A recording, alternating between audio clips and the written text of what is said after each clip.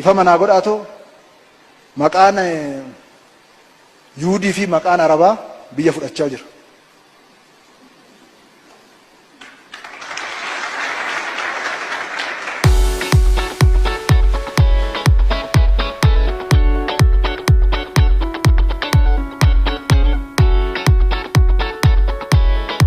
Ifa manaa godhaatoo maqaan Yuudii fi maqaan Arabaa biyya fudhachaa jira.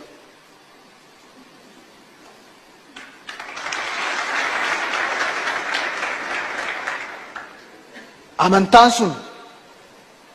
Oromummaadhaa ol akka hin taane ifatti lafa kaa'an. السلام عليكم ورحمة الله وبركاته. جرتو أركفون المان ورمو كم جرتو فياكي سني مقجراتني ونجيتني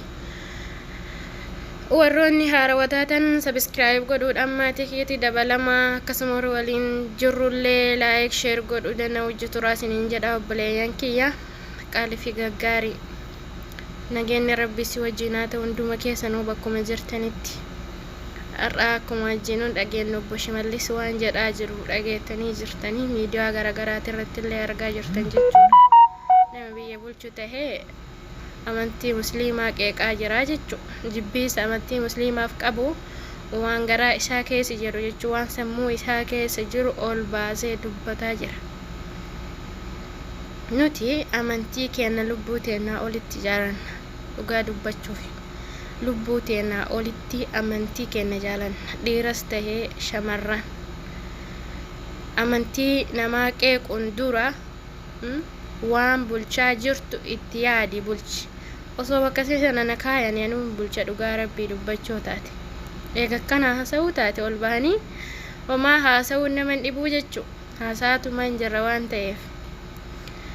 nuti amantii kenna oromummaa hin caalchifannu oromummaan dhiiga kenna yoo taatu amantiin lubbuuteenna ruuhii kenna ittiin deemne ittiin galla ittiin jiraanna yoo hinaafte gab jedhi nurraa gabbu'ii siin jedha amantiin kenna lubbuuteen ummanni musliima amantii ufii sirritti jabeeffata sirritti kabaja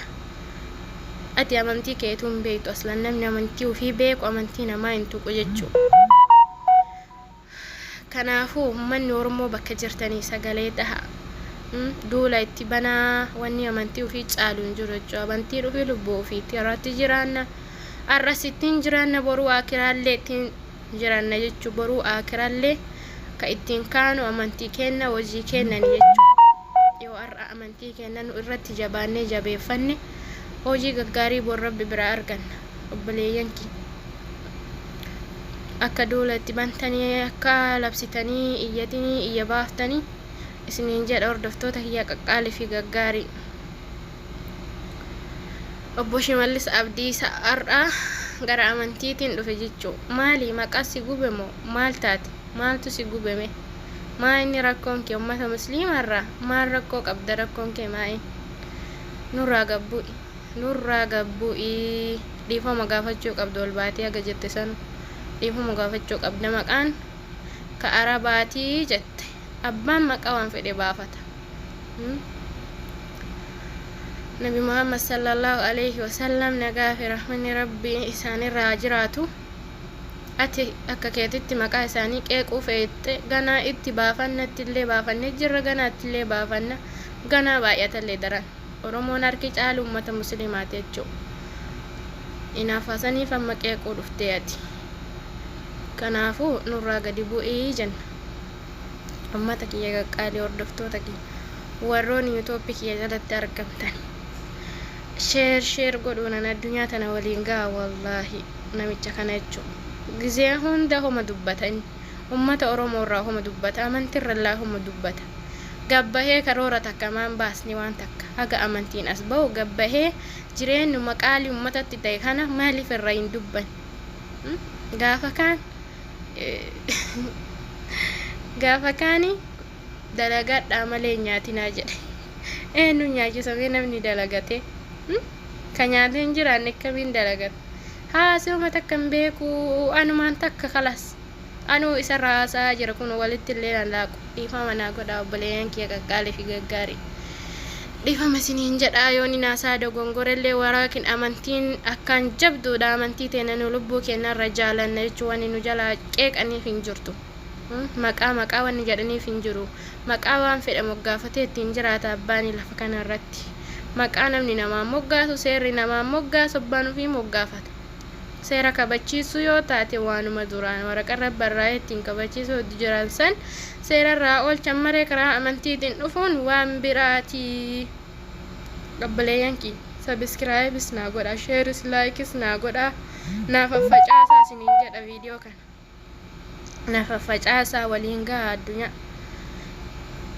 akka kanaan isiniin jedha waan na daawwattaniif waan na waliin turtaniif hedduu takka galatoomaa. Qabaleeyyanki akka muslimaallee ummanni kiristaanaallee hedduu takka isin jaaladha galatoomaa.